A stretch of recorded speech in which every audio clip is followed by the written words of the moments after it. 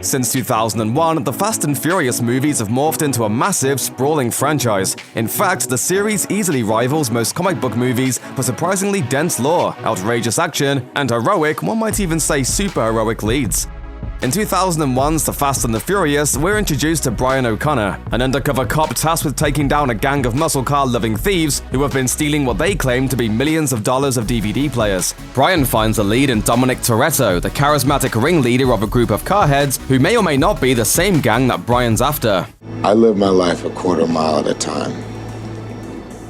To make things even more complicated, Dom's sister Mia, the shop owner of Toretto's Market, is the object of Brian's affection. Brian impresses Dom with his driving, eventually ingratiating himself into Dom's team, which isn't a family just yet. Unfortunately, Brian soon learns that he can only play both sides of the law for so long, and comes clean to the Toretto family when it looks like Dom and his gang will end up on the wrong end of a trucker's shotgun. With Brian's cover blown and Dom forced to leave town, the two have one last quarter-mile race. Ultimately, rather than take his new friend into custody, Brian gives Dom the keys to his car and lets him race off into the distance. Too Fast, Too Furious, surprisingly, isn't the second part of this franchise. Instead, that honor goes to the turbocharged Prelude for Too Fast, Too Furious, a short film which sees Brian on the run after letting Dom go free. For some reason, this leads to a nationwide manhunt, with his face plastered all over the nightly news. That sort of thing tends to present a problem when you're driving across America winning street races like some sort of gear shaft version of Johnny Appleseed. When Cop sees his vehicle while Brian's driving through Texas, he's able to hitch a ride with an unnamed woman who recognizes his face, possibly because of his uncanny resemblance to Lance Harbor from Varsity Blues. After that, he buys a new car, wins more street races, and finds himself in Miami, the city where the heat is on.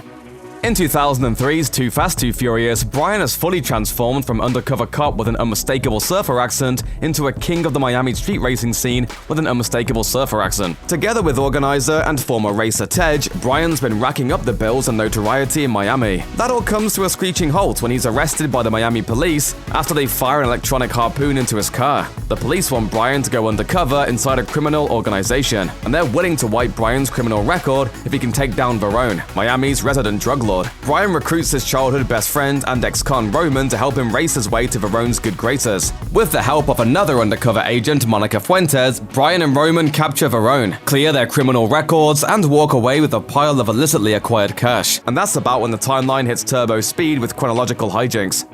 Los Bandoleros was a short film co-written and directed by Vin Diesel that serves as a prelude to the fourth film, Fast and Furious. Following Dom as he assembles a new crew for an upcoming heist of a gasoline truck in the Dominican Republic. Letty's back to rekindle her romance with Dom, but she's not the only familiar face in the short film. Han originally appeared and died 3 years earlier in the Fast and the Furious Tokyo Drift, which was the third movie released. A quick line of dialogue establishes that the Han we see here has never been to Japan, so we know that this takes place before Tokyo Drift. For now though, all you need to know is that Dom loves Letty, the people of the Dominican Republic, and stealing gas from the rich to give to the poor.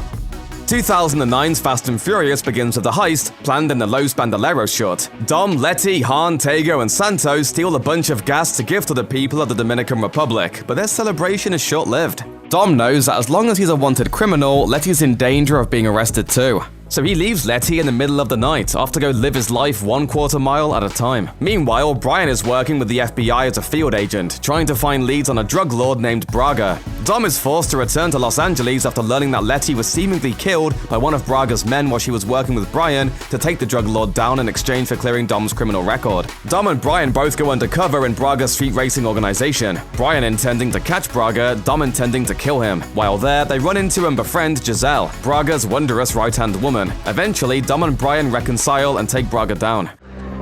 I would have won that race if you didn't cheat, right? You hit your head hard. Unfortunately, Dom is captured by the FBI and sentenced to 25 years in prison for all of his prior street racing-related crimes. Luckily for him, Brian is used to going against the law to save his friend. The film ends with Brian, Mia, and the rest of the crew teaming up to break Dom out. 2011's Fast 5 picks up immediately where Fast and Furious left off. Dom escapes from prison with his family, and the crew heads to Rio de Janeiro to figure out their next moves.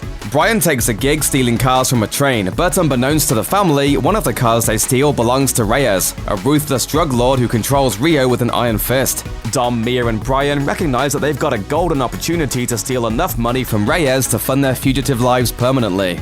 It's more than a three-person job, so they put out the call for the whole family to assemble. Roman, Tej, Giselle, Han, Tego, and Santos all arrive ready to steal $100 million from Reyes. Unfortunately, Reyes isn't the only obstacle in their way. Luke Hobbs, a diplomatic security service agent and all-around tough guy, is on the hunt for the family. Along for the ride is Elena, a Rio patrol officer with a grudge against Reyes for the murder of her husband. Dom and Hobbs have their requisite tough guy face-off.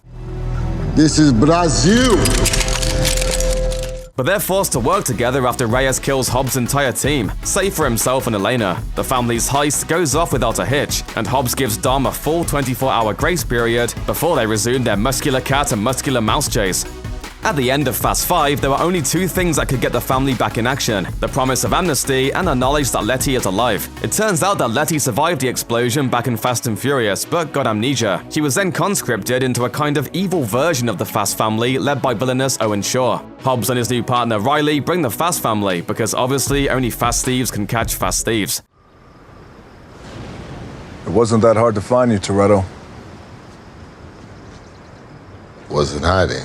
Eventually, through the magic of street racing, Dom's able to convince Letty that she's being manipulated by Shaw, and convinces her to join the team. Unfortunately, she's not the only double agent. Riley's been working for Shaw the whole time, just waiting for the perfect opportunity to betray Hobbs. It all comes to a head on the world's longest airstrip as the Fast family's battle to stop Shaw from escaping with secret government technology. Giselle sacrifices herself to save Han. Shaw is stopped, and ultimately, the family's previous crimes are forgiven, allowing them to return to Los Angeles once again. After Giselle's death in 2013's Fast and Furious 6, Han finally makes good on his promise to visit Tokyo in a movie released 7 years earlier, The Fast and the Furious Tokyo Drift. The third movie released in the series, Tokyo Drift was a failed effort to reinvent the franchise without Paul Walker or Vin Diesel, and most of the film concerns itself with Sean Boswell. He's a high school scholar sent to live with his family in Tokyo after his penchant for street racing lands him in hot water in the States. Sean meets Han, whose coolest ice persona and street racing skills have made him a major player in the underground racing scene. Han takes Sean under his wing, even loaning him a car and tutoring him in the ways of drifting to beat DK, the nephew of a Yakuza crime boss. You know what DK stands for? Donkey Kong. Drift King.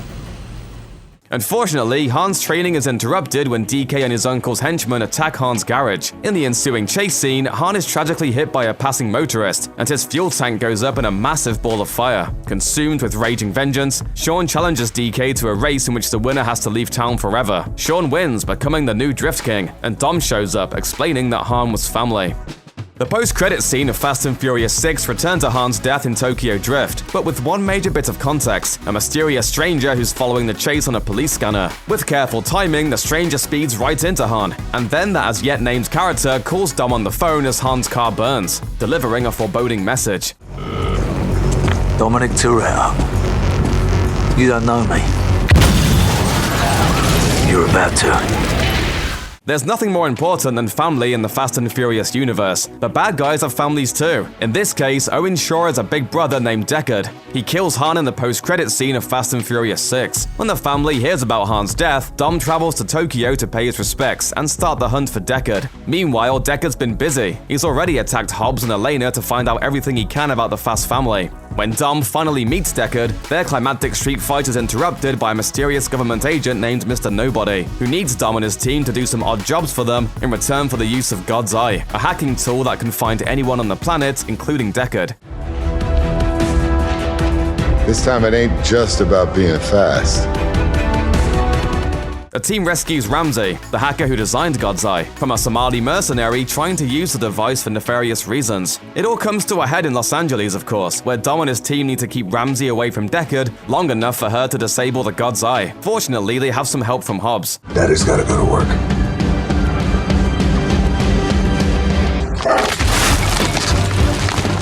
Deckard Shaw is taken to jail after Dom beats him by stomping on a parking garage like the Incredible Hulk, and then Dom briefly dies and is resurrected with the power of love, thus avenging Han. The real-life death of Paul Walker leads to the character Brian's retirement, as he rides off into the sunset with Mia and their son. After going to Havana and winning a street race by driving backwards in a car that literally explodes, Dom runs into Cypher, a cyber terrorist who blackmails him into betraying his family for the only reason he would. Even more family. Dom's ex-girlfriend Elena secretly had his child between the events of Fast and Furious 6 and Fate of the Furious, and Cypher is holding the two of them hostage unless Dom gives her what she wants, nuclear weapons. When Dom battles against his family and Mr. Nobody, he calls in favors from some old friends and recent enemies, including the Shaw brothers, who now have full-on jetpacks. They all help Dom double-cross Cypher, but unfortunately, Elena dies, and Cypher escapes to lick her wounds and plot a future sequel. Deckard Shaw arrives to the requisite post-battle meal with Dom's son, who's named Brian after Dom's best friend. What's next for the family? Coming in August of 2019 is Fast and Furious Presents Hobbs and Shaw, which will see the eponymous odd couple facing off against a superpowered Idris Elba. Look at me. I'm Black Superman.